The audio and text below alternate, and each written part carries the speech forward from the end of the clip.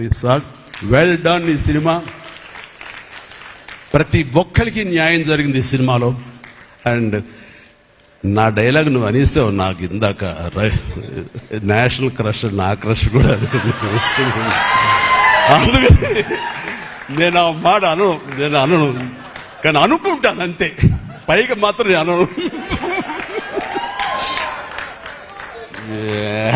సరే అమ్మా, ఫెంటాస్టిక్ అమ్మా నువ్వు. అండ్ ఇప్పటిగా తన ఫస్ట్ సినిమా హీరోయిన్గా వచ్చినప్పుడు ఆ సినిమాకి ఇలాగే నేను గెస్ట్గా వచ్చాను. ఆ రోజు నుంచి తన్ని అబ్జర్వ్ చేస్తుంటే నటనా పరంగా కానివ్వండి, తన ఇమేజ్ పరంగా కానివ్వండి, day by day film after film ఎక్కడికో వెళ్ళిపోయింది. ఇది నేషనల్ క్రష్ కాదు, ఇంటర్నేషనల్ క్రష్ అయిపోయింది అమ్మాయి.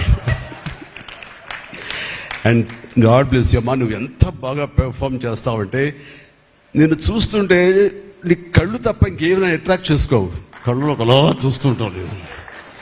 అండ్ ఆ కళ్ళతో ఏం పలికిస్తుంది ఎక్స్ప్రెషన్ అంటే ఇంకా అంతా ఇంత కాదు.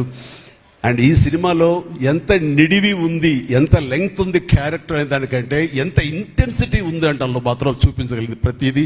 ముఖ్యంగా బిడ్డను హోల్డ్ చేసినప్పుడు అక్కడ ఒక కన్న తల్లిలాగా, ఒక అమాయకంగా ఒక ప్రియుడిని మోసపోయినప్పుడు వాడి వల్ల ఎక్కెక్కేసినప్పుడు నాకు చూడాలి అందులో